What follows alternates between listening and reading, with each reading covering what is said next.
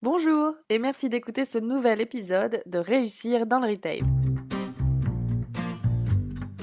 Bienvenue à tous. Réussir dans le retail, c'est la chaîne de podcast du cabinet RMS. Chaque semaine, nous interviewons des acteurs du retail ou partageons des points de vue qui, nous l'espérons, pourront être des sources d'inspiration dans votre quotidien. Aujourd'hui, la parole est à Emeline, consultante formation chez RMS. Bonne écoute! Bonjour à tous, je suis ravie de vous retrouver pour un nouveau podcast de la chaîne Réussir dans le retail. Aujourd'hui, j'ai envie de vous parler des croyances limitantes.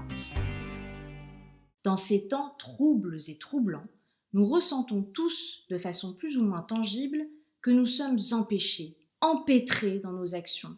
Et cette impression peut être liée à ces fameuses croyances limitantes. Mais d'abord, qu'est-ce qu'une croyance ?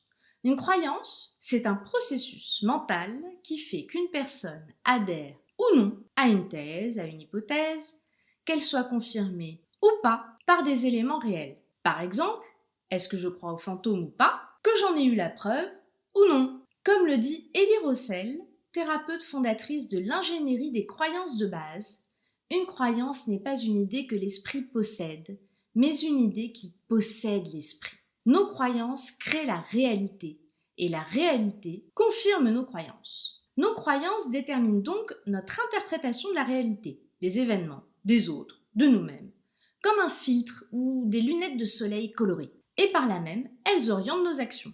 Il existe des croyances positives qui nous aident, nous accompagnent, nous font aller de l'avant, suscitent en nous des émotions positives et bienfaisantes pour nous et pour notre environnement.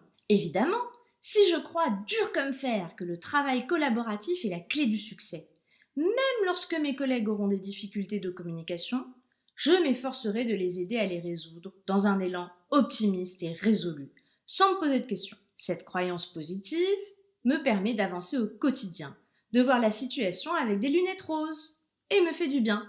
À l'inverse, il existe des croyances limitantes qui, comme leur nom l'indique, nous freinent dans notre développement, dans notre accomplissement, que ce soit pro ou perso. Si mes lunettes sont grises comme la pluie, si je me dis chaque jour que je suis nulle en entretien, alors que je suis en recherche d'emploi, j'aurai beaucoup de difficultés à me motiver et à améliorer mes compétences en entretien. Or, nous avons tous des croyances limitantes. Certaines sont conscientes et nous n'avons pas trop de mal à les cerner, et d'autres sont inconscientes et demandent un vrai travail sur soi pour pouvoir les détecter. Elles sont le résultat d'un conditionnement, de notre éducation, de l'imprégnation sociale, voire même de croyances populaires qui les ont renforcées à travers des dictons ou des proverbes. Par exemple, on m'a dit toute mon enfance que j'étais une solitaire. Fille unique, je jouais toujours seule. Toutes mes activités extrascolaires étaient des hobbies de solitaire. Le piano, le vélo, la natation, la lecture. Avec le temps, j'ai intégré cette croyance comme une réalité, une vérité que je n'ai jamais remise en question. Et je me suis même identifiée à ce comportement, en disant de moi à qui voulait l'entendre « Je suis solitaire ». Pendant de nombreuses années, cette croyance a été plutôt positive. Je suis devenue éditrice, un métier qui exige un goût certain pour la solitude. Mais un beau jour, lorsque j'ai décidé de me reconvertir dans la vente de prêt-à-porter, cette croyance est devenue très handicapante. Allais-je être une bonne vendeuse, moi qui étais si solitaire ? Allais-je savoir travailler en équipe ? Étais-je même capable de parler à des personnes que je ne connaissais pas ? Et voilà comment ma croyance positive s'est transformée en croyance limitante. Alors, comment s'alléger de ce fardeau ? Comment pouvons-nous nous libérer de nos croyances limitantes inconscientes ? D'abord, identifions-les. Avant même de s'exprimer dans nos actions, ces pensées automatiques s'expriment dans notre voix, dans la façon dont nous nous exprimons au quotidien. Ce sont toutes ces affirmations péremptoires du type « je suis ceci »,« je suis cela »,« c'est ainsi »,« c'est comme ça »,« ça ne se fait pas »,« de toute façon c'est la crise »,« je suis nulle avec les chiffres »,« je n'ai pas assez de courage »,« je ne suis pas empathique »,« je n'ai pas l'étoffe d'un leader ». On sait bien que les clients refuseront de faire des rendez-vous en visio. La liste pourrait être infinie. Ce sont toutes ces certitudes que nous assénons sur le monde, et souvent à notre propos, comme si on s'identifiait à nos comportements. Mais heureusement, nous ne sommes pas nos comportements. Notre identité profonde ne repose pas sur le fait que nous ayons été solitaires, paresseux ou incapables de faire quelque chose à un moment donné de notre vie. Donc, écoutons-nous et prêtons attention à ces vérités que nous avons intégrées dans notre quotidien comme un réflexe conditionné. Puis, remettons-les en question. Adoptons une posture de détective. Devenons le Sherlock Holmes des croyances limitantes. Testons nos croyances.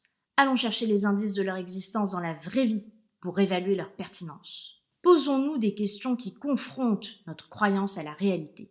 Est-ce vrai?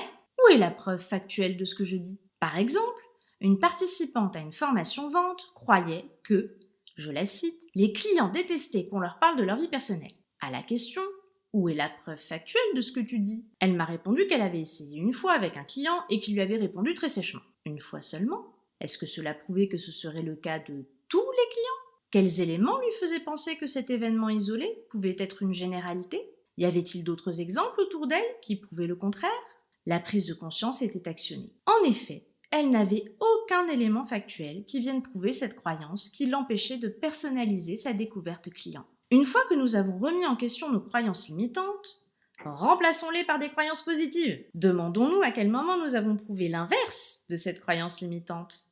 À quel moment avons-nous été sociables alors que l'on se croit solitaire? À quel moment avons-nous eu des retours positifs sur nos interactions personnelles avec nos clients alors qu'on est persuadé qu'ils détestent cela?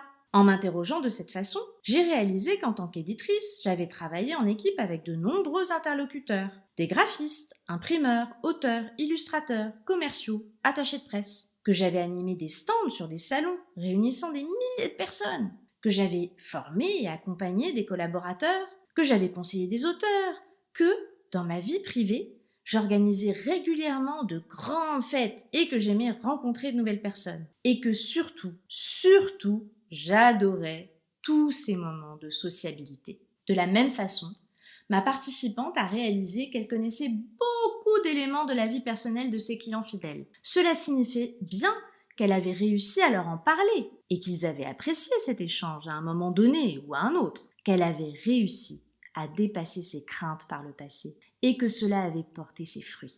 Alors, oui, une fois nos croyances limitantes identifiées et remises en question, s'ensuit un travail de fond pour désamorcer nos peurs au quotidien, que ce soit face à des clients fermés ou à des situations que nous ressentons comme éprouvantes, pour les remplacer par des croyances positives, retrouver confiance en nous et même nous améliorer lorsque nous avons envie d'exceller dans un domaine. Mais il faut différencier la croyance limitante qui nous empêche d'avancer, d'oser, de tenter de nouvelles choses, et notre niveau d'exigence qui nous incite à faire toujours mieux. Ouvrez-vous le chemin de la bienveillance et de la confiance en vous. Libérez-vous de vos croyances limitantes. Et vous, quelles sont vos croyances limitantes? Comment allez-vous les remettre en question? Par quelles croyances positives allez-vous les remplacer?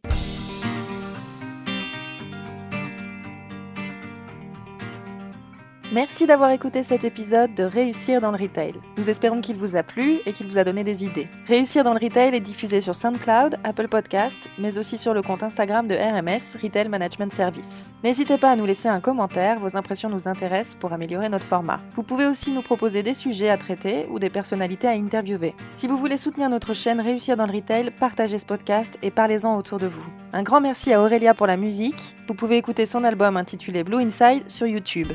Encore merci pour votre écoute et à la semaine prochaine.